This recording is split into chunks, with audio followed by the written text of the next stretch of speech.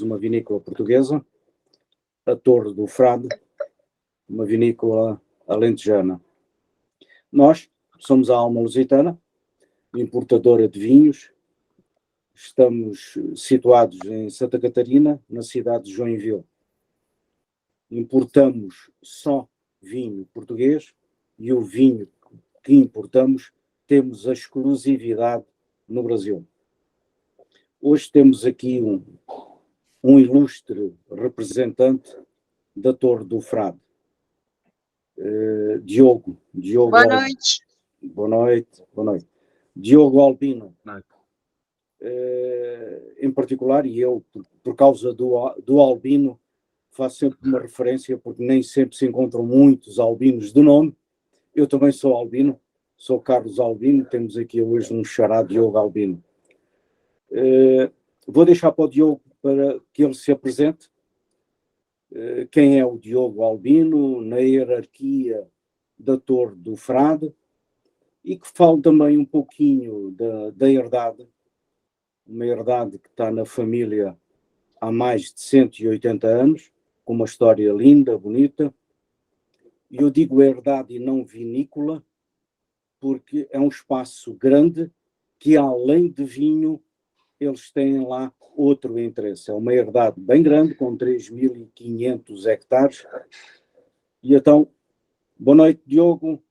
Prazer, gosto de estares presente. Em nome da Alma Lusitana, um grande abraço e um grande obrigado.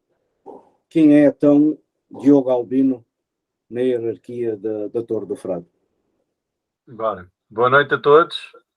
Um brinde, assim de primeiro, só para começar, que isto tem vinho à saúde. Bom, como o Carlos diz e bem, o meu nome é Diogo Albino, mas o meu Albino é de apelido, não é de nome, não é de nome próprio.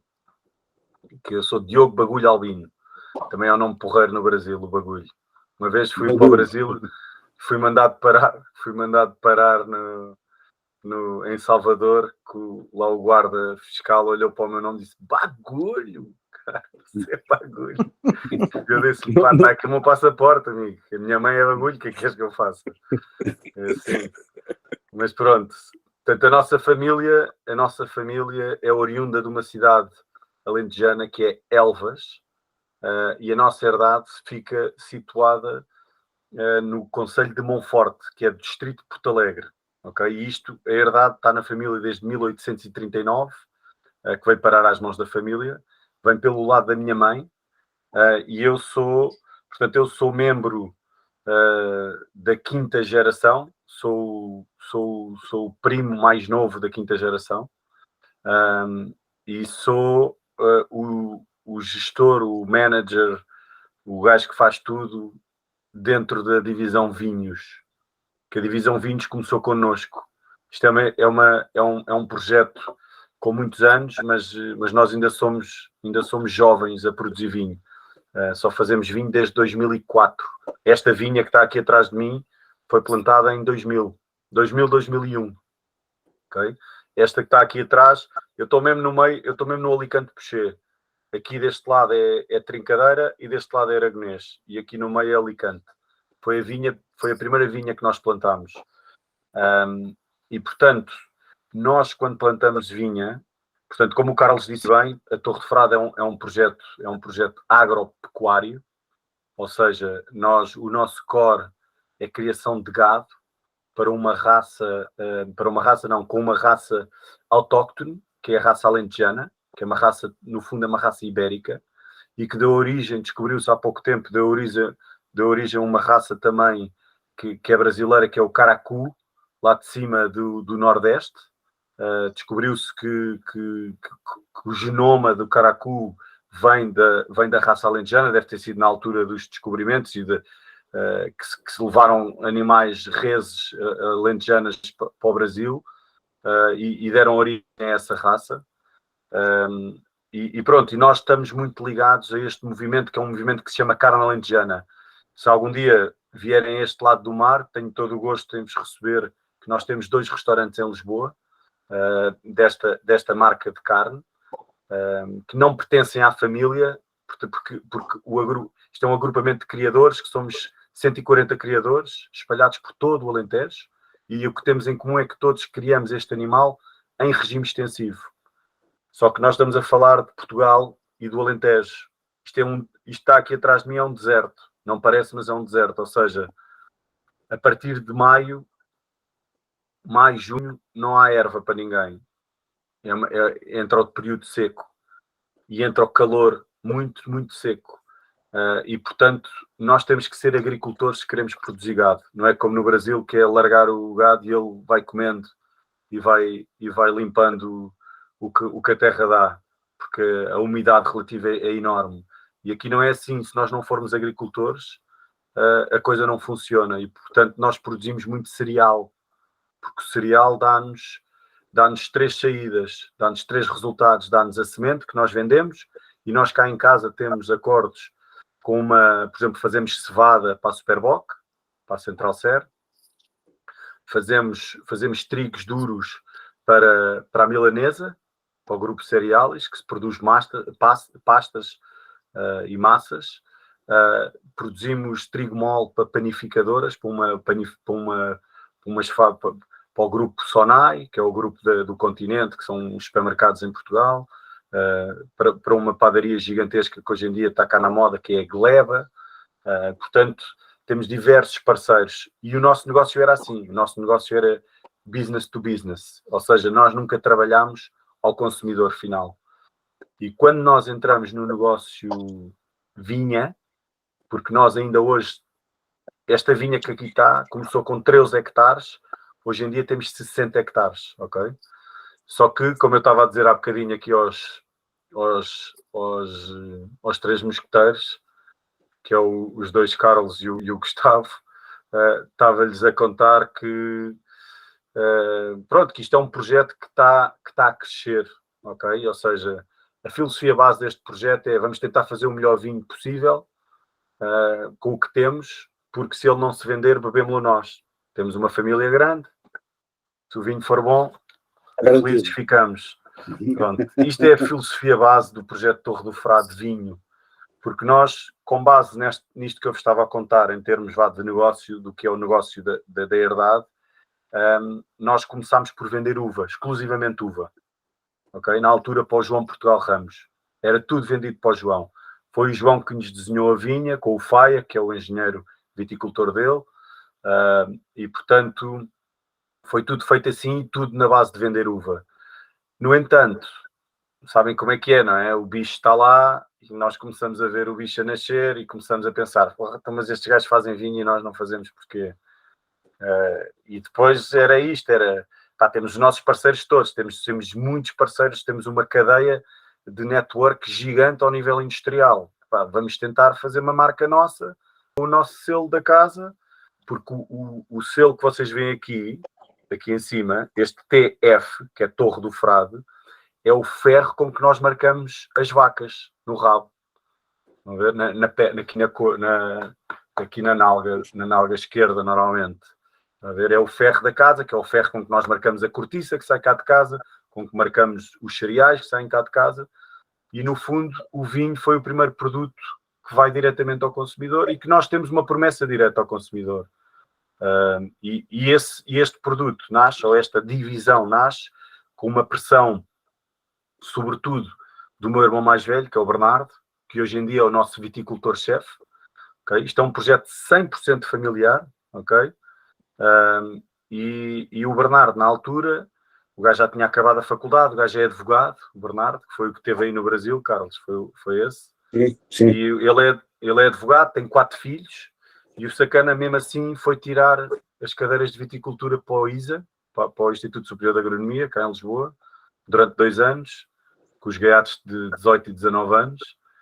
E pronto, e na altura nós tínhamos um viticultor sénior, que é uma sumidade, que é o engenheiro João Torres, que é o maior do mundo, é o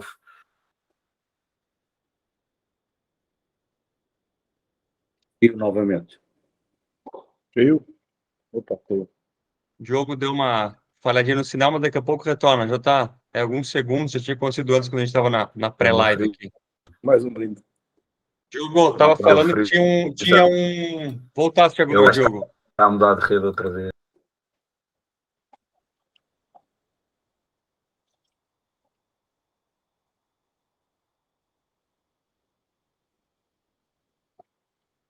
É o frio do Alentejo.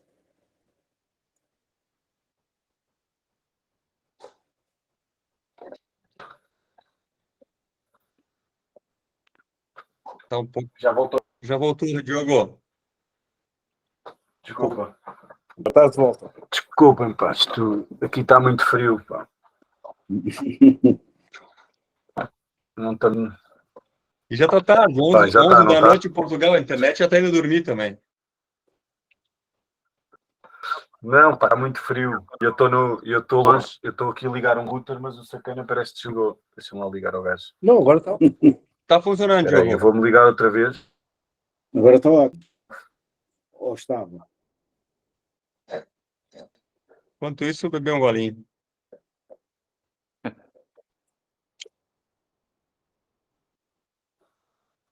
Já voltou, não já? Sim. Já voltou. Agora. Vai, pronto. Desculpem. E aí falava que tinha pronto, consultor, falava que tinha um consultor prêmio. Sim, o João Torres foi o nosso consultor e ainda trabalha connosco, ainda nos dá dicas, sobretudo ao Bernardo, porque o Bernardo hoje em dia é quem leva a viticultura. Nós temos uma equipa permanente de 7 pessoas na vinha, o tempo inteiro. Nós temos a noção, uma poda, que é o que estamos a fazer agora desde a primeira semana de dezembro, numa vinha de 60 hectares demora cerca de 3 meses. Ok? E portanto, o Bernardo leva esta divisão, portanto é um estudioso da vinha, e pronto, e então, na altura, o Bernardo começou a desafiar o nosso pai e os meus tios para fazermos um vinho. Fez o Bernardo, fez um Excel com três cenários. Um cenário a produzir, portanto, nós na altura tínhamos 13 hectares de vinha, era um cenário a produzir as gamas de entrada, um cenário a produzir as gamas médias e gamas de entrada, e um cenário a produzir topos de gama. Ou seja, tudo tinha a ver com quantidades que se produziam e com o preço que se iria vender, etc. E, portanto, nós optámos pelo terceiro cenário, que é um cenário mais conservador, de começares, como eu estava a dizer há bocado, pelo telhado. Começámos com topos de gama, começámos com os Torres do Frade, branco e tinto, não, só tinto na altura. O tinto nasceu em 2004 e o primeiro branco só nasce em 2009. E, portanto, nós até 2010, aliás, até 2012, quando o primeiro Virgo chegou ao mercado. Portanto, nós começámos com 4.000 garrafas e vamos subindo, mas ainda é uma coisa com muita cautela, porque eu não sei se a rapaziada aí desse lado do mar tem um bocadinho da noção da história aqui deste país, mas houve aqui a transição entre, aliás, foi o que trouxe o Carlos para o Brasil, não é? Que foi o início da guerra colonial e que foi depois o movimento das Forças Armadas em Portugal para deitar abaixo o regime da altura, que tinha coisas boas, mas também tinha coisas más, como tudo na vida, não é? E trouxe coisas boas, trouxe liberdade às pessoas, acabou com a merda da guerra, acabou com essas parvoeiras todas, mas ao mesmo tempo trouxe coisas terríveis ao nível do tecido empresarial e económico em Portugal, que foi as empresas foram nacionalizadas e a terra foi nacionalizada. E, portanto, a Torre do Frade saiu-nos da mão em novembro de 75 ou em outubro de 75 e só regressou em maio de 79. Portanto, tivemos cerca de 4 anos sem a terra. E o que é que aconteceu nesse período? Aconteceu tudo, ou seja, foi tudo destruído. Tudo.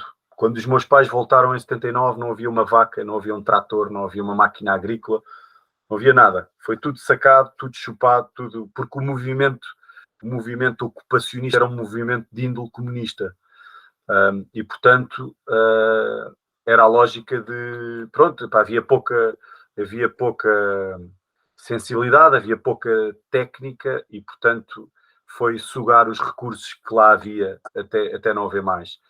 E pronto, e isso fez o quê? Fez com que esta geração, quando voltou, portanto, eu, como vos disse de início, eu sou membro da 5ª geração, mas em termos reais, sou a 2ª geração. Exato. Porque os meus pais tiveram que começar tudo do zero outra vez. Só em Inglaterra e tiveram que recomeçar. Sim, e nós hoje em Diz uma dia o que coisa, dizemos é... Paulo, o Enoldo, o Laureano, quando é que ele entra? Entra logo no início do projeto. Ele entra logo no início do projeto. Porque o projeto, dentro desta lógica que eu vos estava a dizer, ele começa assim pequeno porque, para além de nós termos esta tal filosofia da qualidade e de se não se vender, bebemos nós, a lógica também é como existem, nós conhecemos, não é? Muitos produtores com muito mais notoriedade do que nós e com todo o produtor, quando começa a fazer vinho, você quer fazer o melhor vinho do mundo, não é? E eu sou o melhor e vai sempre estar bom e eu é que sou bom, não sei o quê. Mas nós temos de ter a consciência e a humildade que hoje em dia é muito difícil haver vinhos maus. É muito difícil. É muito complicado. É muito complicado porque a tecnologia está lá e, portanto, só faz vinho mau quem quer, de facto. E, portanto, nós na altura, o projeto também nasce assim pequeno porque o risco de um gajo perder hoje em dia a terra ou parte dela não é para o Partido Comunista, mas sim para a banca. Se eu me puser a fazer adegas, se me puser a fazer loucuras, não é? Cada adega custa no mínimo 1 milhão de euros e, portanto, a lógica aqui é um crescimento muito sustentado. E, neste sentido, como o Carlos já fez a introdução, entrou o Paulo Laureano na altura, porque o Paulo, na altura, era um gajo super renomado e, para além disso, dava consultoria numa herdade ali ao nosso lado, que é a herdade do Perdigão, que é ao lado de Monforte, na estrada de Monforte para Arroncha, ao lado do Reynolds. E portanto, era porreiro. Nós não precisávamos ter adega, não é? Porque fazíamos na adega desses caras, pagamos um FII por garrafa e está tudo top. Está lá o Paulo Laureano, top, impecável. Pronto, e entretanto, as coisas vão andando. Essa adega foi comprada por chineses e nós saímos dessa adega e fomos parar à adega mesmo do Paulo, na Vidigueira. Ok? Portanto, os vinhos que estão neste momento no Brasil, aí disponíveis, são vinhos ainda do Paulo. Assinatura Paulo Laureano, ok? Paulo Laureano. Mas, entretanto... Que presentemente já não está na vinícola. Exato, que nós este ano, a Vindima 2022, portanto, daqui para a frente, passaram a ser Maçanita. Passámos para a adega do António Maçanita. António Maçanita. E é hoje uma grande referência. Hoje é uma grande referência na enologia em Portugal. Sim. Epá, e é um gajo que jogou rugby com o meu irmão Gonçalo. Nós somos 3 irmãos. Ele jogou rugby com o meu irmão Gonçalo. Nós conhecemos o António desde sempre. Eu já andava a fazer pressão há muito tempo para mudarmos para este gajo, porque sentia que o Paulo andava um bocadinho distraído, não andava ligado, ainda que os nossos vinhos são desenhados por nós, ok? Ou seja, nós temos uma influência muito grande. Não é uma coisa de eu não sei o que é que quero e vou falar com o Enolga e diz, olha, faz aí uma merda qualquer para meter no mercado, que é isto que eu quero. Não é nada assim. Nós definimos o vinho na vinha, ok? E nós, quando queremos fazer um vinho, nós dizemos que quer fazer um vinho para estar neste patamar de preço. Portanto, agora vamos construir o vinho na vinha. Estão a ver? E é assim que nós criamos o nosso portfólio. O nosso portfólio é uma coisa muito simples. É topo, média e entrada, ok? Entretanto, nasceu uma coisa aqui no meio, fruto do Covid, que é o V de Virgo, que vocês têm aí no fundo, é o topo de gama Caetá, e que no fundo é esse, exatamente, eu chamo-lhe filho do Covid, porque foi um vinho que nasceu fruto de eu passar mais tempo na adega, de eu provar barricas durante mais tempo, que a experiência que nós vamos adquirindo ao longo do tempo também nos permite sermos cada vez menos míopes na forma de olhar para o mercado, ter mais consciência daquilo que nós queremos e às vezes nós não sabemos tudo, e o vinho é super interessante dessa perspectiva porque ele ensina-nos muitas coisas. E às vezes nós provamos um vinho logo à partida e dizemos, este vinho e tal, não fez. Depois o vinho fica ali mais um bocadinho, a temperatura sobe e um gajo diz, oi, se calhar estava enganado. Se calhar isto é outra coisa. Estão a ver? E isso é a magia que o vinho tem. Estão a ver? É a magia do vinho e foi isso que me apaixonou a mim. Apaixonou-me no mundo do vinho exatamente por este lado interativo, este lado subjetivo que o vinho tem. E a marca Virgo nasce também deste lado. Não é? Nasce do lado de... na altura, vocês agora já têm o Virgo e o Petit Virgo 2.0, ou seja, têm as colheitas novas e têm a nova etiquetagem, não é? Os novos rótulos, porque ele anteriormente era um rótulo que as pessoas podiam escrever e desenhar e pintar e partilhar o momento, não é? O vinho, porque uma das filosofias que eu tenho também por trás, e é mais no lado de Virgo, o vinho é feito para momentos, ou seja, é uma bebida que nós não bebemos, regra geral, não tomamos uma garrafa sozinhos, de vez em quando acontece, não é? Lá tem que ser, o gajo faz o sacrifício, mas é muito raro, não é? É uma bebida, é uma rede social, não é? Nós bebemos vinho com a rapaziada, com os amigos, a ver um jogo de futebol, num churrasco, não é? E nós, se pensarmos bem, cada garrafa de vinho que nós tomamos na vida está ligada a um momento, tipo como uma fotografia, não é? Ou seja, aquela garrafa de vinho foi naquela jantarada com aquela rapaziada, naquele dia. Se bebermos outra garrafa da mesma marca, com outra rapaziada, noutro dia, noutro momento, é outro momento, é outra coisa. E nós... E é outro vinho. E é outro vinho. É outro Ele vai vinho. ser outro vinho. E é outro vinho. E essa é a base que está por trás do conceito de Virgo. É a tal lógica do vinho não tem marca. Quem marca o rótulo somos nós, com uma memória do momento. Era este o conceito. Só que o conceito era demasiadamente jovem do ponto de vista visual, do ponto de vista da percepção que ele tinha, e então demos este passo. E hoje em dia, está como tudo na vida, não é? Eu costumo dizer também que gostar de vinho é um processo, é como a vida, não é? Um cara no início, quando está ali nos seus 20 anos, não diz que não a nada, vai sempre a tudo, eu faço isto, eu faço aquilo, está bem, vamos embora, vamos ali, aquilo, vamos ali, pá, e hoje em dia um gajo já diz, calma, pá, não quero, não me apetece, tipo, não estou para isso, tenho mais coisas que fazer, pá, não vai dar, obrigado, pá, obrigado pelo convite, não dá. E nós aprendemos isso, não é? À medida que a vida vai andando. E com os vinhos é igual. Um gajo no início dizia, não, foda-se brancos, champanhes, não gosto disso, pá, a minha cena é tintos. E depois um gajo vai dizer, olha, realmente, isto há aqui outra coisa. E um gajo vai percebendo o porquê, olha a mineralidade, olha a acidez, olha, afinal gosto de vinhos antigos. Pensava que isto sabia tudo a xarope e o vinho do Porto, afinal, a oxidação é uma cena que eu gosto e que me dá prazer. E eu já bebo vinhos brancos mais quentes, pronto, e é o tal processo. E nós, pá, nós sendo uma vinícola jovem, não é? Nós temos 22 anos, mais coisa, menos sim, coisa. mas nós desde a produção. De mercado não chega, não é? O nosso primeiro vinho saiu em 2000 e... Não, já temos mais. Saiu em 2000, o primeiro vinho chegou ao mercado em 2007, que era o 2004. Portanto, temos 13 anos. 13 anos. 15 anos. Pronto, temos 15 anos de vida.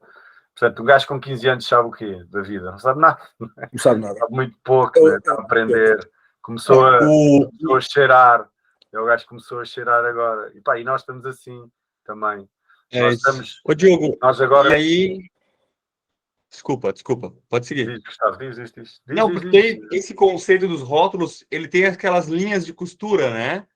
Pronto, era aí que eu queria... E depois exatamente aí que eu ia chegar. Saiu daquele padrão muito jovem, porque é bastante elegante. Quem já viu o rótulo de perto pode constatar, tem textura, tem relevo, tem um tridimensional. O Petit, aquela linha do Petit, parece que ela é uma linha solta, quase, dá vontade de pegar ela, né? Tem um sombreado. Olha, Gustavo, se puseres as garrafas todas ao lado umas das outras, a começar no Petit, ao Virgo e ao V de Virgo, a lógica é, quando éramos guris, não é? Quando éramos jovens, desenhávamos, escrevíamos no rótulo, com canetas, com lápis. E agora temos um conceito que é o que eu lhe chamo o New Vintage, que é o novo antigo. Ou seja, hoje em dia está na moda fazer as coisas como se fazia antigamente, não é? É fumar cachimbo, é andares naquela bicicleta, é andares nas motas antigas, tens o teu carro antigo. E a lógica aqui é, nós agora fomos à matriz. E a matriz é o quê? A matriz é a mão. Ou seja, nós fazemos um trabalho super manual. Isto é quase um crochê que nós fazemos. E, portanto, essa linha que tu vês é uma linha de costura. Nós largamos o lápis e a caneta e isto também comunica esta tal lógica de artesanato, não é? Que é um produto artesanal, feito à mão. E, portanto, esta linha é uma linha que é a linha da vida do projeto, que começa no petit, cose o virgo e vai acabar a fazer o tricotado do V de virgo. Agora que eu entendi. É muito bonito. É este o conceito, estás a ver? O conceito segue agora por aí, não deixa de invocar aquela lógica do virgo de teres um rótulo em branco. Olha, ainda agora, a semana passada, não foi semana passada, foi na noite de passagem de ano ou no dia a seguir, que recebi um e-mail de um cliente, de um consumidor americano, que foi à net perceber porque é que era virgo e foi dar, se vocês forem ao YouTube, veem filmes meus a explicar o conceito do virgo antigo. Porque é que é o rótulo, não sei o que, não sei o que mais. E esse cara foi lá, viu e disse, porra, isto é tudo branco, é para eu escrever. Então o gajo escreveu também neste rótulo novo. Estão a ver? Se forem ao nosso... Yeah. Pode ser feito. Sim, se forem ao nosso Instagram, nos Reels, agora desta semana ou da semana passada, está o rótulo do americano que fez. E o gajo escreveu, tipo, cenas do jantar. Olha, ficamos jantar com a minha mulher, com os meus filhos, não sei o quê, não sei mais. Que no fundo era isto que nós queríamos, porque a lógica era o vinho segue, mas o momento pode ser guardado. E a ideia do rótulo era que tu criavas uma memória física do momento. Estás a ver? Não é só esta cena, esta coisa que se criou aí das redes sociais e dos Instagrams e dos WhatsApps e não sei o que mais, que isso é muito giro, mas depois não toca, não é? Não tem físico, não é? Quando você olhava para uma etiqueta que tinha feito com a sua rapaziada há 6 anos atrás ou há 3 anos atrás, a ver aquele jogo de futebol ou naquela despedida de solteiro, quando você olha para aquele rótulo, você diz, ei, caraças, que grande tarde que nós tivemos, foi lindo, bem, não sei o quê, ganhámos não sei o que mais. Bem, era isto, era essa emoção que a pessoa já se lembrava do vinho, porque... Mas lembrava-se do momento que tomou aquele vinho. Momento, claro, exatamente, porque eu costumo dizer que o vinho é uma commodity sistémica, ou seja, é uma commodity, ou seja, é um bem transacionável que é indiferenciado, ou seja, nós hoje em dia o consumidor, para quem gosta de vinho, ok, estou frado, claro que eu adoro torre de frado, mas eu bebo muito vinho, não é? Portanto, eu provo vinho de todo lado, não é? Não sou como o pai, que hoje em dia já está melhor, não é? Mas o gajo, houve uma altura que o gajo só o torre frado que fazia sentido na vida do gajo, não é? Tudo o resto era cocó, não é? Não fazia. E, portanto, nós hoje em dia, tudo substitui tudo, não é? O consumidor é muito pouco fiel, é muito pouco fiel. Porquê? Porque há vinho ótimo, em todo lado do mundo, caraças, todo lado. Até Israel faz vinho bom. Estão a ver? Portanto, se tiverem o prazer e a sorte de ir à ProWine, que é em Düsseldorf, vocês vão ficar malucos, vão ficar loucos. Vai ter a ProWine no Brasil. Há uma ProWine aí no Brasil. Nós vamos estar lá. Este ano estaremos lá com o nosso espacinho. Quantos pavilhões tem a ProWine? Reparaste nisso? Ou não, no Brasil é um pavilhão. É um pavilhão só. É um pavilhão... Não, de Düsseldorf é uma coisa absurda, né? Não tem nem comparação. Düsseldorf é provavelmente a maior do mundo. Düsseldorf são 18 pavilhões. São 18 pavilhões. 18 pavilhões. Cada pavilhão... eu não quero mentir, mas em metros quadrados devem ter, na boa, entre entre 5 e 10 mil metros quadrados, fácil. Cada pavilhão. Cada um. Cada pavilhão. Meu, é uma coisa, é indescritível. É indescritível. É indescritível. Tu- É indescritível. É. Eu conheço, já tive algumas vezes na Messe do Düsseldorf. É muito grande, muito grande. E a primeira vez que estive lá foi em 92, depois voltei em 95, voltei em 2010, cresceu assustadoramente, muito, muito grande. Quando vai ser a Pro Wine em Düsseldorf, Diogo? É 17, 18 e 19 de março. Normalmente já no está início do próximo. Mas Já tá tem que ter próximo. pique para visitar 18 pavilhões em 3 dias, né?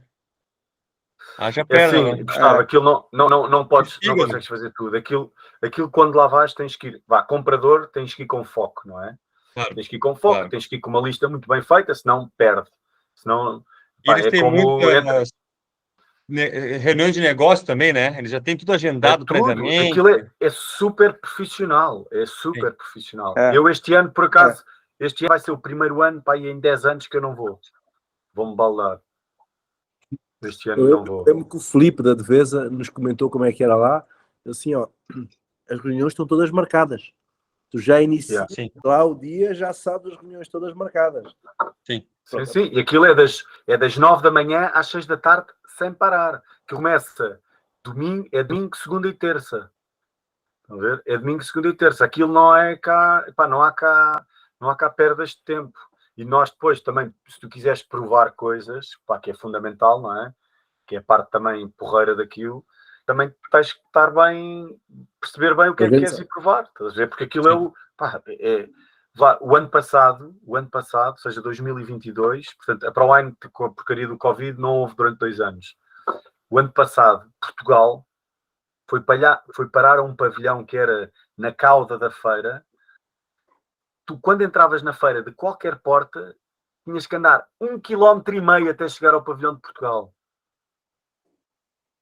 Tem esteira rolante chega a ter esteira rolante entre pavilhões. 1 quilômetro. Como tem em vários aeroportos, tem na Messe do Düsseldorf também tem esteiras rolantes para você atingir a outra. Os pavilhões não são todos do mesmo tamanho, são de tamanhos distintos, não é? Não são todos. Sim, a Áustria tem um pavilhão só para eles, mais pequeno. Sim. Eu estou falando, eu nunca fui na Pro Wine, eu estou falando que eu estive em Düsseldorf, fui 3 vezes, mas eu fui num outro segmento que eu trabalhava em setor, setor de plástico, era a Messe do Düsseldorf de plástico e borracha. Foi por esse segmento que eu estive lá. Ok, sim. Mas muitíssimo bem organizado. Para a feira que eu participava, o ingresso não era barato, assim, não é para aqui no Brasil, não é o caso da ProWine, que a ProWine eu achei bem profissionalizada, mas outras feiras aqui no Brasil, às vezes aparecem muitos curiosos, estudantes, enfim, lá não, o ingresso é cobrado e não é barato, não.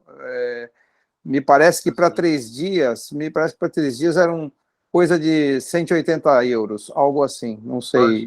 É como está a ProWine hoje em dia. A ProWine hoje aqui. Ô, Diogo, vamos seguir falando de vinho, eu acho, a gente não perdeu muito o foco aqui. Claro.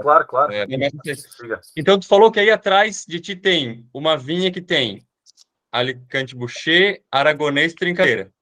Isso. Que é a alma do Alentejo. E o que a gente encontrou na linha do Virgo é isso, né? Tens mais tintos. E Syrah. Tem um que tem Syrah, mas Aragonês, Trincadeira, acaba sendo a base da maioria dos vinhos tintos da Torre do Frade, essas 3 castas.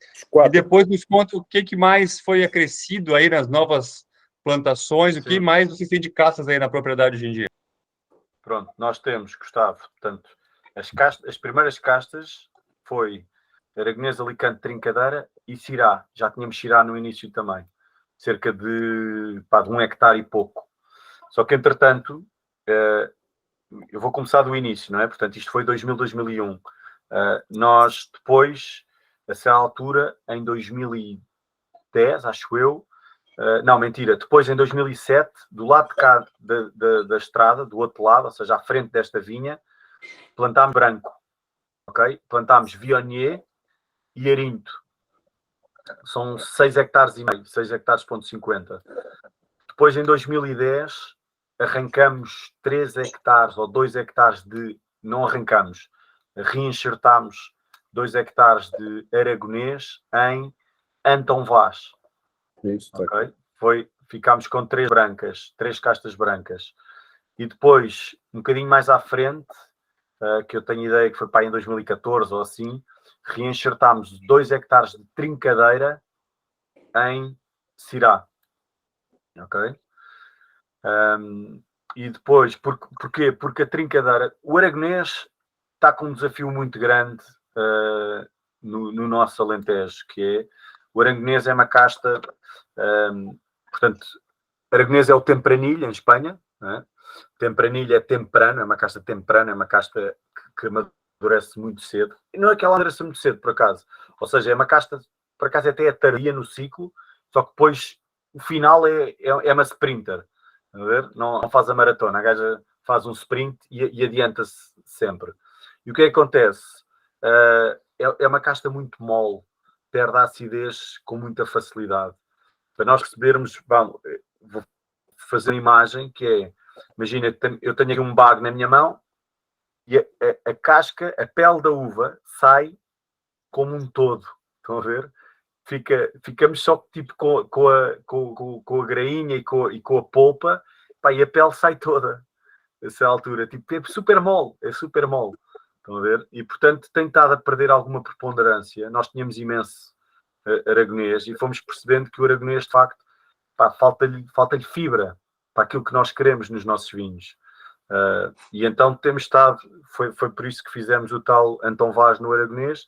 E na trincadeira, foi porque a trincadeira é uma casta que o cacho é muito apertado, é super apertado. Estão a ver quando um cara mete uns quilinhos a mais no verão e depois vai vestir os jeans e aquilo fica assim tipo, já não dá, não é? O gajo abusou do churrasco e depois vai meter os jeans, já fica apertado. O cacho do trincadeira é assim. E o que é que acontece? A vindima cá é em setembro, não é? E regra geral chove sempre a partir do dia 10 de setembro. Pá, a partir do 15, entre o 15 e o 20 chove. E o cacho de trincadeira, pá, se está naquele ponto em que ainda não está, apanha um bocadinho de umidade e o gajo começa a apodrecer de dentro para fora. E, portanto, tínhamos perdas na casa dos 20%. Estão a ver? Pá, imenso. Era um não dava para colher antes, e aí pegava a chuva. Não dava porque ela não estava pronta, não estava madura, estás a ver? E porquê é que isto acontece? Acontece que ela ganha umidade e depois, como os bacos são muito apertados, são mesmo super juntinhos, ela não areja, não respira, não seca. E, portanto, fica com a umidade lá dentro, apodrece. Estão a ver? Okay. A trincadeira tem esse desafio, mas atenção, este ano, 2022, pá, foi um ano terrível em Portugal em termos de viticultura. Foi a melhor casta. Estão a ver? Não choveu na altura, colhemos-la sem chuva. Portou-se bem. Foi a casta mais equilibrada de todas ao nível dos tintos. E nos brancos foi o Arinto. Estão a ver? Este ano foi um ano terrível. Pá. Foi um ano com muitas ondas de calor. Uma onda de calor é quando tens mais de 40 graus durante 3 dias seguidos. Costuma haver uma. Este ano houve 5. A primeira em maio, a última em setembro. Foi terrível. Pá. Foi muito mal mesmo. Foi um desafio do caraças esta vindima. Mas continuando aqui nas castas, depois em 2015... avançámos um bocadinho mais para a esquerda e plantámos Alicante, mais 5 hectares de Alicante. Depois plantámos outra vez mais Alicante em 17 e plantámos Sirá, mais Sirá. Porque são duas castas bem resistentes ao calor, são castas que valem dinheiro, porque nós ainda vendemos muita uva, não é? Portanto, eu faço cerca de 30 mil garrafas e tenho 60 hectares de vinha, não é? Portanto, nós vendemos cerca de, depende dos anos, entre 80% a 90% das uvas que produzimos. E, portanto, precisamos de castas que tenham um valor comercial. Estão a perceber? Um gajo aqui não pode só pensar em si, tem que pensar nos nossos compradores. E, portanto, quando fizemos a vinha nova, também pensámos nisso. Pensámos também nas alterações climáticas e nas castas que melhor se adaptam às condições que, de facto, estamos a ter hoje em dia cada vez mais duras. Portanto, plantámos estas e depois plantámos também nas tintas Touriga Nacional e Petit Verdot. Ok? Petit Verdot, porque é uma casta que ainda nós conhecemos mal, mas é uma casta bastante dura, com um tanino bem bicudo. A mim faz-me lembrar o Tanat na boca, ainda que tenha menos power que o Tanat. O Tanat é mais pungente. Mas pronto, é uma casta que vale dinheiro também, que pode ser interessante em termos de blend. E depois também plantámos uma branca nova, plantámos mais Viognier, mais 2 hectares de Viognier, e plantámos Verdelho. Verdelho. Que é o Virgo branco. O Virgo branco é 100% Verdelho. O Virgo. Agora. Exatamente. Ô, Diogo, como é que é o acesso à água aí para vocês? Porque no Alentejo a água é fundamental, né? Não se faz nada no Alentejo sem água, né? Porque a água naturalmente não... E até essa tua foto aí é uma foto icônica, porque esse areião é um semiárido, é uma coisa extremamente árida, né? Sim, Você tem água fácil aí na tua propriedade? Como é que vocês conseguem lidar com isso? Aqui atrás, Gustavo, há uma barragem, ok? Há uma barragem, que tem, eu acho que tem 100 mil metros cúbicos de água, leva 100 mil a 120 mil metros cúbicos de água, mas só rega quando tem água, não é? E, portanto, nós tivemos 3 anos de seca hiper extrema. Nós este ano não conseguimos regar uva, regámos só até maio, para aí, ficámos sem água em maio. Mas pronto, a natureza tem destas coisas e entretanto, em dezembro, para nós termos a noção, a nossa terra chove em média cerca de 500 litros por metro quadrado, ok? Em média. O ano passado choveram 250. O ano passado estou a falar no ano agrícola de 2021, que é começa em setembro e acaba em julho. Nesse período, em 2021, choveram 250 litros, costumam chover 500, portanto choveu metade. Este ano, de setembro até hoje, já choveram 500. Portanto, choveu muito no mês de dezembro, mas tipo muito. Nós tivemos a maior cheia de sempre na Torre de Frade e no Alentejo inteiro. Houve danos. Nós, ainda hoje, o meu pai mandou ficámos com um trator debaixo d'água e o gajo mandou uma fotografia da cabeça do motor que ficou debaixo d'água, não é? Portanto, e o gajo pergunta se arranjamos ou se fazemos um bar com ele, porque vamos ver, não é? Portanto, é como tudo na vida. Foi ótimo, foi top, mas ficámos sem 20 km de cercas, painéis solares debaixo d'água, bombas debaixo d'água, foi um exagero. Nunca visto, atenção, nunca tinha acontecido. É tal coisa, este ano aconteceram as ondas de calor também, no ano que passou, e também tivemos 2 cheias como nunca tinham acontecido, estão a ver? Portanto, aqui de facto o clima está meio estranho, sente-se isso, não que não seja nada que nós não estejamos habituados, portanto, sempre houve calor, sempre houve cheias, mas não são fenómenos que se repitam 1 e 2 e 3 e 4 e 5 vezes no ano, estão a ver? A intensidade é que está a ser maior. Gustavo, em termos de, para vocês perceberem um bocadinho, para chegarmos aqui ao perfil dos vinhos, para percebermos o que é que está aqui atrás e o que é que está nos solos e o que é por cima e por baixo. Portanto, este Alentejo é um Alentejo um bocado diferente daquele Alentejo que está nas nossas cabeças. Nas nossas cabeças, o Alentejo são vinhos com extração, são vinhos com açúcar, são vinhos com tanino, são vinhos com poder, são vinhos que às vezes já são um bocado enjoativos ao segundo copo, já são um bocado pesados, um bocado moles, falta um bocadinho de fibra de vez em quando. Este Alentejo é um bocadinho diferente. E quando eu digo este Alentejo é de Estremoz até Porto Alegre, ok? E o resto, estou a falar de até Évora, tens ali um paraíso no meio que se chama Vidigueira, e depois tens Beja e Albarnoas, que é este pesadão e pesado. E pronto, aqui é um perfil muito distinto. Vocês estão no Alto Alentejo. Sim, nós estamos no Alto Alentejo. Esta vinha está a 600 metros de altura, está a 570 metros de altura. Portanto, está a subir para a Serra de São Mamed, que é a Serra de Porto Alegre, que está em linha reta para aí a 20 km daqui. Nós, carro, demoramos cerca de meia hora até lá. Portanto, tens 570 metros de altura. Os solos são de xisto, ou seja, esta terra era a terra. Nós implantámos aqui a vinha, porquê? Porque era a terra mais pobre que nós temos.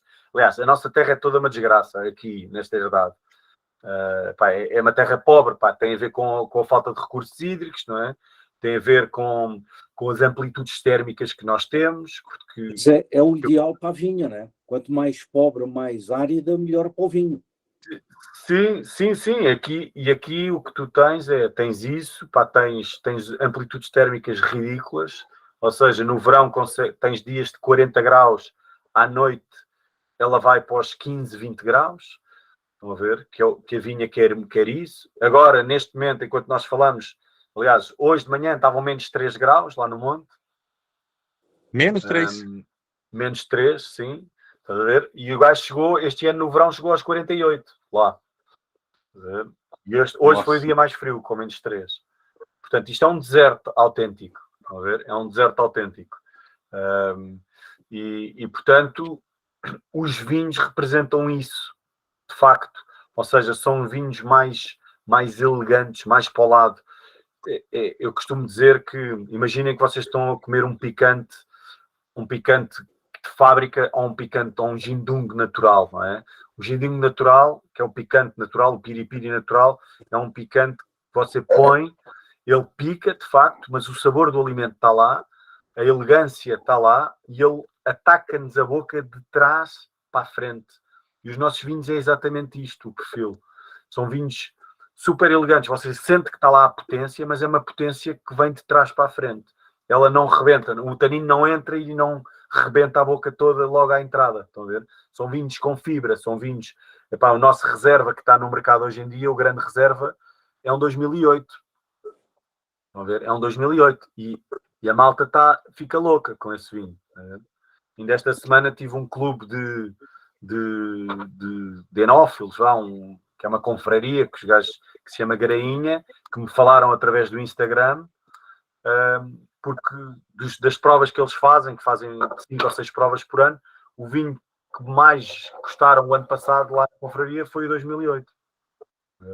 Feito um vinho do Alentejo, não é? Os caras dizem que os vinhos do Alentejo não envelhecem. Ou não sabem, não conseguem. Envelhece bem, envelhece muito bem.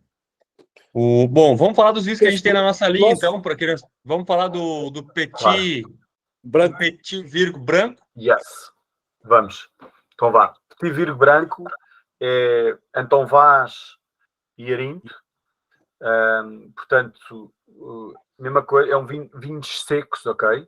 Os nossos vinhos não têm praticamente açúcar. Esse vinho tem cerca de 0,3 gramas de açúcar. Este vinho aqui. Um vinho a partir de 4 gramas é considerado seco, ok? E portanto os nossos vinhos são todos secos. Este não é exceção. Portanto, é um vinho bem elegante, bem fresco. O que nós queremos na gama Petit, rapaziada, são vinhos honestos, ou seja, são vinhos com fruta fresca. Eu chamo-lhe vinhos fofinhos. São vinhos diretos. São vinhos que dão a fruta que têm frescura, não têm grandes complexidades. São aqueles tipos de vinhos que nós abrimos sem ter que pensar, vou comer com o quê, vou abrir com o quê. Não, você não tem. Chega à casa sexta-feira à tarde, vai à varanda, abre uma garrafa porque lhe apetece. A ver, é esta a lógica por trás da gama Petit. Claro que, fruto da acidez que ele tem, da frescura que tem, você consegue casá-lo com algumas comidas, mas coisas leves. Vamos imaginar um churrasco de carnes brancas, por exemplo, frango, ou uma coisa assim deste género, estão a ver? Nada com muita complexidade, com muita gordura, porque ele não tem boca para isso. Ele não foi criado para isto. É um vinho magro, ok? É um vinho que é agradável, mas o seu retrogosto vai-se embora muito rapidamente. E é isto que nós queremos. Nós queremos um vinho que seja consensual. A gama Petit é isto. É para ser um vinho versátil, um vinho que toda a gente gosta. Ok? Isto no branco. O tinto é um Alicante Trincadeira Aragonês, clássico. Zero barrica, portanto 100% inox. E o que queremos aqui é a mesma coisa. Queremos fruta fresca. Queremos frescura, queremos limpeza, queremos elegância, não queremos tanino violento, não queremos acidez, não queremos amargor, queremos uma coisa fácil e que dê prazer. E que... Ele é redondo. E ambos entregam exatamente isso, tanto o branco como o tinto, é isso mesmo que tu descreveste aí, são leves, refrescantes. O branco eu achei excepcional. Eu não acho que ele estaria ele não me parece um vinho de entrada de branco. Aliás, o tinto também não, né? Mas é porque depois eu provei os reservas, o Virgo e o V de Virgo. Então, Sim. como no branco a gente teve acesso por enquanto só ao Petit, ele é excepcional. É um branco excepcional. Eu já Realmente eu já vi o Virgo branco e é... Depois provamos o Virgo, mas não está na nossa linha comercial aqui ainda, né? Sim, não. Seria de entrada? Seria de entrada, Gustavo, né? Os dois entradas. Os Petit são os de entrada. É só que Torre do Frade, eu queria explicar para todos que não é um produtor que produz vinho de entrada conceito, não é um vinho de batalha, que a gente chama, né? Não tem. Então, o vinho de entrada desse produtor é um vinho premium. É um vinho de entrada no nível... Ele já é intermediário. No nível já mais elevado, né? A gente vai ter, principalmente no mercado brasileiro, são vinhos, os de entrada já são vinhos que já vão chegar ao consumidor num preço médio alto. Né? Então, não é um vinho de batalha, não é um vinho, né, para estar no supermercado, não é um vinho para nada disso, é um vinho para ser... é o vinho de entrada de um produtor premium, é isso, né, Diogo? Sim, a ideia deles é essa, que eles lançaram um reserva, que é o Torre do Frade 2004, e depois foram chegando onde eles queriam chegar na máxima entrada que eles fazem. Mas já são vinhos bastante complexos e raros e excepcionais, né? Com vinho de entrada. Não estamos falando de um produtor que faz vinho de entrada lá de €1, né, em Portugal. Não é isso. Né? Então já partem de vinhos que vão para um diferencial muito interessante. 30 mil garrafas por ano, é um produtor que faz a coisa com muito capricho, muito cuidado. Então, por isso, tem preço e tem muita qualidade, mesmo no de entrada.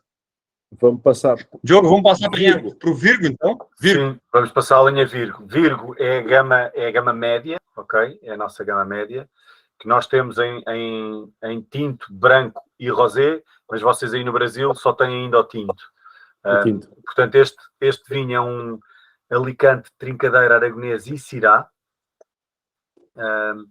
E o que tem é que a diferença que tem vai ter. O que nós queremos aqui é que tenhas uma experiência mais profunda, ok? Mais complexidade, mais evolução. Este é um 2018, ok? O Petit é um 2020. E aqui o que tu tens é 40% do lote vai à barrica velha durante cerca de entre 15 a 18 meses. E o que é que nós queremos com isso? Queremos lhe dar alguma evolução, não é? Queremos lhe dar notas de fumado, nota de especiaria, mas ao mesmo tempo tu sentes isso no nariz. Tu quando provas este vinho, no nariz ele dá-te a barrica, mas depois o primeiro ataque na boca é fruta fresca, que é o equilíbrio dos 60% de inox, estão a ver? E aqui o que nós queremos é um balanço entre uma coisa simples, que é o Petit, e uma coisa hiper, super complexa, que é o V de Virgo e o Torre do Frade, estão a ver? Que já são as gamas mais acima. E, portanto, tu aqui consegues ter um bocadinho dos dois mundos e depois no final de boca vai-te buscar outra vez a secura da barrica. E isso faz com que seja um vinho, do ponto de vista gastronómico, super versátil. Ou seja, ele não deixa de ter tanino, mas o tanino não deixa de ser redondo. Ele não deixa de ser fresco, mas tem complexidade. Portanto, é um vinho que dá um prazer imenso a beber, sem ser estupidamente fácil e estupidamente complexo, estão a perceber? Portanto, é um vinho super bem equilibrado. Estão a ver? E é o... Pronto, e é o... Foi com este que nós abrimos, no fundo, que saímos da gama Torre do Frade. Foi este vinho, o primeiro que saiu para o mercado, foi o 2010, com o tal rótulo destacável, na altura. E pronto, e tem vindo a crescer, mas sempre dentro desta perspectiva, a ver, dentro desta forma de o fazer. E pronto, é isto. O equilíbrio desse vinho é excepcional. É um vinho excepcional. Realmente, tu tem razão na descrição. Me cativou. Para mim, quando eu provei esse vinho, fiquei completamente alucinado, apaixonado. É um vinho que vale a pena ser provado. É muito, muito bom. Não tenho dúvida que essas descrições de ter... Não é nada enjoativo, ao mesmo tempo ele tem muita presença. Ele tem... bastante concentração, achei bem concentrado, mas não é um vinho que enjoa de forma alguma. E agora a gente entende a altitude, a amplitude térmica, né? Essa acidez que ele consegue manter, é um vinho realmente bastante, eu acho muito diferenciado, muito bom. E depois vamos para o V de Virgo. V de Virgo. Sim, agora vamos ao V de Virgo. V de Virgo veio com uma historinha, né? É o filho do Covid? Sim. Este vinho tem uma história muito engraçada, que é, este vinho era para ser Virgo, ok? Isto era para ser o Virgo, portanto, o que está no mercado, o Virgo é o 18, e este era para ser o Virgo 17. Só que entra o Covid, e eu, um bocadinho antes também de Covid, fui-me apercebendo que nós tínhamos ali algo. Nós, voltando um bocadinho atrás, que é, nós tentamos... O Torre do Frade é um vinho que não sai todos os anos, ok? O Torre do Frade, grande reserva. Mas nós na altura, no início, fizemos 4, 5, 6, 7, 8. Depois, tínhamos imenso estoque, não é? O cara, normalmente, aqui dos vinhos diz que não e tal, que fica muito tempo a envelhecer, mas não, nós tínhamos imenso estoque e nós, como sabemos que o dinheiro custa muito a ganhar, metemos um travão no velho Albino e dissemos, velho, relaxa, não vamos fazer agora uns anos, porque isto é bom, mas custa muito a ganhar. Então não fizemos em 9, em 10, em 11 e em 12. Em 13 voltámos, para essa altura dissemos, vamos tentar fazer, já está na hora, já estamos há muitos anos sem fazer. Tentámos fazer em 13, mas como ele fica cerca de 2 anos em barrica, um gajo só consegue ver 2 anos à frente, não é? E isto é a tal história do processo e da aprendizagem, não é? Portanto, só conseguimos ver em 14 como é que ele estava. E, entretanto, já estávamos no meio de 14, já vinha a safra de 15. Portanto, e aí desclassificámos, não era Torre de Frade.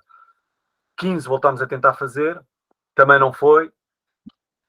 Tentámos fazer em 17, que é a base que está aí dentro desse vinho, que é um Alicante, que é 60% do que foi à barrica, ou 40%, desculpa, do que foi à barrica, porque ele era para ser, essa altura depois era para ser Virgo, passou para Virgo, e os 40% é um 100% Alicante, ok? Que está aí. E depois o que aconteceu? Eu comecei a ver, isto é um vinho de graças. E eu comecei a provar o que estava no inox e digo, isto está aqui um canhão. Eu não vou fazer Virgo com isto. Então, 40% do Caetá teve 24 meses em barrica, que é o que era Alicante, e o Aragonês, o Siraia Trincadeira, veio do inox e eu meti-o dentro de barricas velhas durante 15 meses. Foi na altura do Covid. Estão a ver? E depois o lote, o que é que deu? Este vinho depois também serviu para outra coisa. Serviu para eu testar o mercado em Portugal, para perceber se havia espaço para eu mudar a etiqueta do Virgo. A tal etiqueta do rótulo destacável, não sei o quê. O que aconteceu? Este vinho entra para o mercado a um preço, a um PVP 5 euros acima do Virgo antigo, da etiqueta. O custo de produção dele era mais ou menos a mesma coisa, não foi nada por aí além. O que me custou mais dinheiro foi fazer esse rótulo, etc., e desenvolver esta nova abordagem, mas não foi por aí além, foi residual. E eu fui testar o mercado para ver como é que o mercado reagia a um produto com o mesmo custo de produção, mas 5 euros mais caro, mas com um rótulo super apelativo e muito mais, que comunica a qualidade de uma forma que o outro não comunicava. O resultado foi que vendemos o triplo do V de Virgo 5 euros mais caro do que vendíamos do outro. Conclusão, acabámos com os rótulos destacáveis e fizemos esta gama que vocês têm aí agora. Estão a ver? Portanto, este vinho marca aqui um bocadinho, assim como o Covid nos marcou a todos nós no mundo, este vinho também marcou, via Covid, marcou um bocadinho o futuro, que é o presente da Torre do Frade. Estão a ver? E, portanto, tu que tens aí, tens um vinho que é eu ao início chamava-lhe Virgo Turbo. Estão a ver? Porque no fundo é um Virgo tuning. É um Virgo que era ser Virgo, mas depois a essa altura fomos-lhe acrescentando peças para ele se tornar numa gama superior, não é?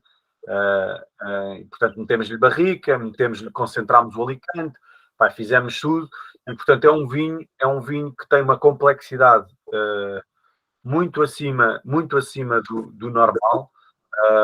É um vinho diferenciado.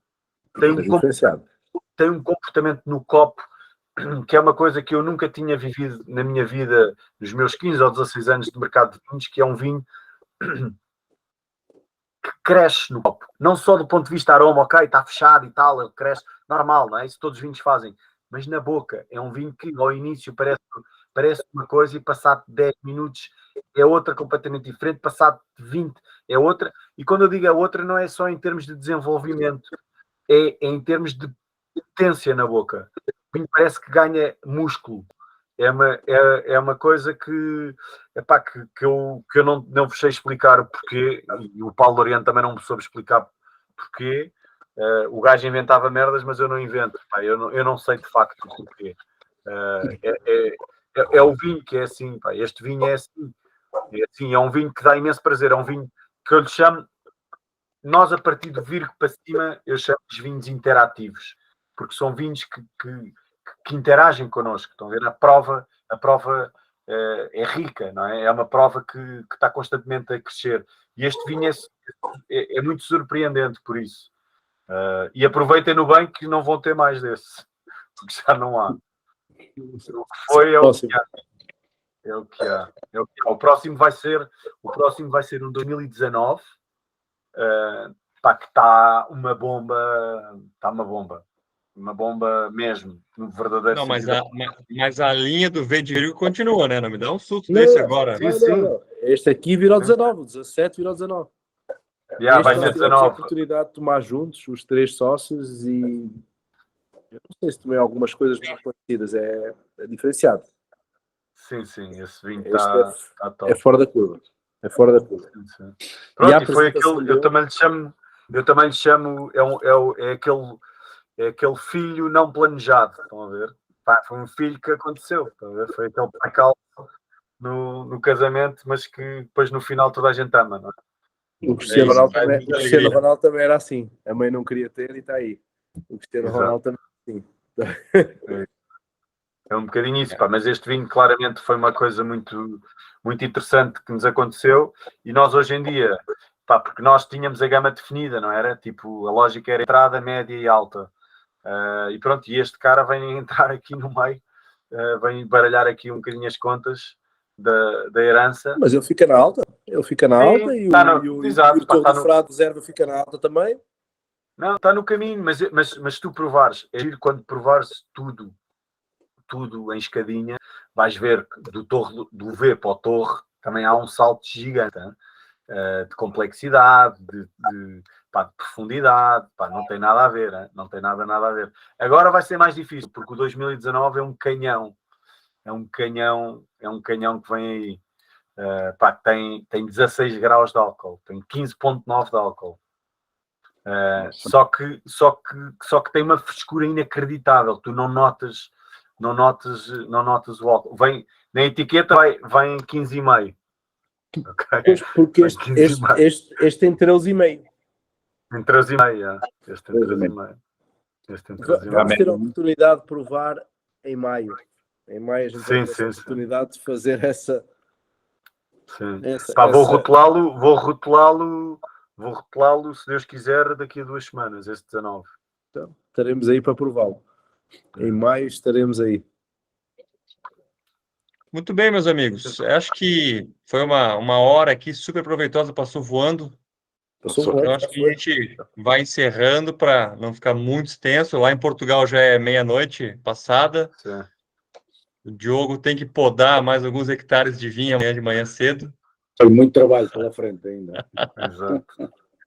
Então, eu agradeço a todos pela presença, pela audiência. Essa live fica gravada, vai para o YouTube para ser revista quantas vezes julgar necessário. Diogo, obrigado pela tua presença, pela tua generosidade. Obrigado pelos excelentes vinhos que tu nos mandaste para o Brasil. Vamos trabalhar muito para construir a marca aqui no Brasil da Torre do Frade.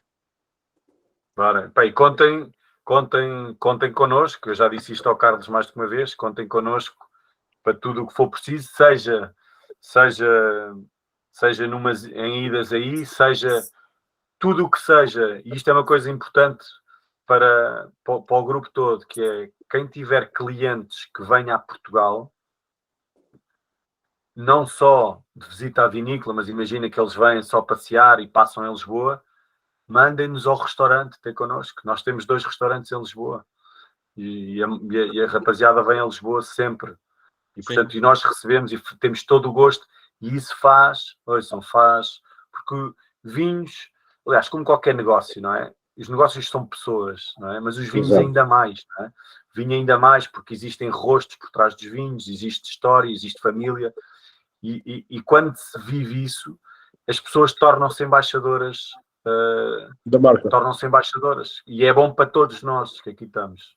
Sim. E, portanto, podem contar connosco nisso, sempre que for preciso.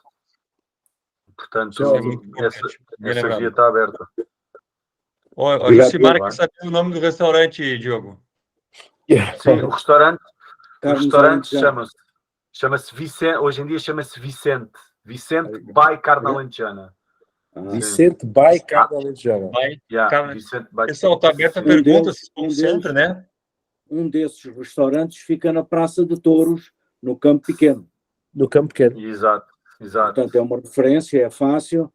Campo Pequeno é um bairro de Lisboa, onde tem uma célebre Praça de Touros, e fica mesmo na Praça de Touros do Campo Pequeno. E o outro, e por acaso vai abrir o terceiro agora. Vai abrir o terceiro agora em fevereiro. Que é, depois tens um segundo que é no Caixo de Sodré, na zona da moda hoje em dia. Sim. Que é sobretudo para turista. Sim, perto do Rio. E o outro também vai abrir lá embaixo, nessa zona. E pronto, são restaurantes porreiros, come-se muito bem e bebem-se bons vinhos, que não são só os nossos vinhos. Melhor ainda. Sim, não se vendem só os nossos vinhos, porque, como eu vos disse há bocadinho, nós somos 140 sócios dentro da Carne Alentejana, não é? A Carne Alentejana são 140 associados que têm vacas, não é? São 12 mil vacas no total, não é? E cada um tem os seus núcleos de vacas e como eu vos expliquei, no Alentejo, como não há erva fresca, não há água, nós temos de ser agricultores, porque o cereal dá-te a semente, dá-te a palha e dá-te o restolho. E, portanto, dentro do agrupamento da Carne Alentejana há cerca de 7 ou 8 produtores de vinho também. E então os vinhos que estão nos restaurantes são os vinhos dos criadores também. Está a ver? Tem a Fundação Eugênio de Almeida, a Cartucha, que também é criadora. Tem os Gros, tem a Malhadinha, que também é. Tem a Comenda Grande, tem os Etcetras. Tem o Pontual, que são os vinhos ali do Alandroal. O melhor de todos. Torre do Frade. Eu acho que é isto. E tem o Torre do Frade, claro. Exatamente. O teu rebanho aí hoje, Diogo, só para a gente ter uma ideia da produção que tu tem aí, quantas vacas tu tem aí hoje? 1.200. Tem 10% das vacas da Alentejana do mundo? Sim. Do agrupamento. É um belo rebanho, né? A Carne Alentejana tem um modelo de negócio muito interessante, que é cada vaca-mãe é uma ação. Ok? Ou seja, isso torna o produtor responsável no seu maneio, não é? No maneio, na gestão do gado, não é? Ou seja, a lógica deste projeto é regime extensivo, é campo. É as vacas que comem aquilo que a terra dá e por isso tu tens que ter esta palavrão que se usa hoje em dia da sustentabilidade e que não sei o quê, não sei o que mais, a sustentabilidade é praticada no nosso Alentejo com o tipo de agricultura que nós fazemos há mais de 200 anos. Portanto, a sustentabilidade é isto, é nós semeamos cereal, o restolho fica lá, a vaca come o restolho, a vaca caga no restolho, fertiliza o restolho é passado, vai ser semeado no ano seguinte, a vaca cresce, a vaca come a palha que deu. Estão a ver? Portanto, isto é um ciclo. Isto é um ciclo. É um ciclo que está fechado. E portanto, é por aqui. Mas as 1.200 vacas, Gustavo, não andam todas juntas. Hein? Isto não é como no Brasil, não dá. Portanto, isto são 3.500 hectares, mas isto é à vontade, mas não é à vontadinha. Portanto, elas estão divididas em núcleos de 350 vacas, está a ver? E porque elas depois andam entre terra em terra, ou seja, nós chamamos-lhe folhas, às terras nós chamamos folhas. E, portanto, andam de folha em folha, portanto, é o maneio do gato, não é? Você tem 3 cowboys, não é? 3 responsáveis por cada manada e que dizem, olha, agora vai para esta pastagem, agora vai para aquela, agora vai para ali, agora vai para aqui, está a ver? E a Carla Alentejana tem outra coisa muito gira no caderno de encargos que te obriga a ser agricultor, que é cada vaca precisa ter no mínimo 1 hectare de terra. Caso contrário, imagine, você quer ser sócio da Carla Alentejana hoje, você tem 20 hectares, quer comprar 50 vacas, não pode. No máximo pode ter 20 vacas só. Isto garante-nos a nós, consumidores, que o animal anda no campo. E o animal não há intervenção humana, ou seja, a inseminação é natural. Nós temos os touros mais felizes do mundo, não é? Temos um touro para cada 40 vacas, já imaginou? Como diz o meu pai diz, se não fosse humano, gostava de ser touro numa vacada na Torre do Frado. Pois. Mas um para cada 40. Tem-se contentar com um para cada 40. E os gajos não têm ciúmes, não há ciúmes. Não há ciúmes, os gajos andam todos à vontade, tudo impecável, todos amigos. Mas também, um para 40... Não precisa guerrilhar. Não há briga, não há briga. Não há briga, como. Muito bom. Pessoal, alguém quer fazer mais alguma pergunta? Acho que foi bem proveitoso, foi muito, muito claro. O Diogo, então, já deixou convidado quem quiser ir à Torre do Frade para comer carne e beber vinho. São 30 mil garrafas de vinho para consumir, tá tudo lá. E 1.200 picanhas, 2.400 picanhas por ano que ele produz lá de vaca alentejana. Cada novilho dá 2, pelo menos. Então, acho que tá bem servido lá. Sim. Mas nós em casa comemos pouco bife. Nós gostamos mais de comer rabo de boi, bochecha, cachaça. Nós somos mais à antiga. Nós somos mais a cozinha da avó. E hoje em dia há uns cortes porreiros, pá. Hoje em dia o que fazemos lá em casa, quando fazemos tomahawks, pá, que é a melhor coisa que há no mundo. Sim, tomahawks são muito bons. É incrível. Epá, e temos um hambúrguer, a Carla Alentejana tem um hambúrguer. Olha, o Carlos provou. Não provaste, Carlos? Sim, sim. Pá, o hambúrguer da Carla Alentejana é um hambúrguer ultra congelado, pá, que é inacreditável. É inacreditável. Eu trago cá os americanos, vêm cá, que são os malucos dos hambúrgueres, e os gajos dizem, pá, ficam loucos, como é que isto é congelado? Digo, amigo, isto é congelado, filho, isto é ultra congelado. E isto é só carne. A malta prova e diz assim, pá, este hambúrguer sabe a carne. Que é uma coisa estúpida de se dizer, não é? Mas, de facto, nós não estamos habituados a comer hambúrgueres que são só carne. Ou tem soja, ou tem pão ralado, ou tem não sei o quê, ou tem temperos. Carne só. É incrível, incrível, incrível. Incrível. Muito bom. Meus amigos, Carlos, está sem som. Está sem som, Carlos. Estava só a dizer, já sabemos onde é que paramos em maio. Claro. Faz conta connosco, Diogo. Em maio estamos aí. Os 3 sócios vão de propósito andar do norte a sul de Portugal visitando os nossos produtores.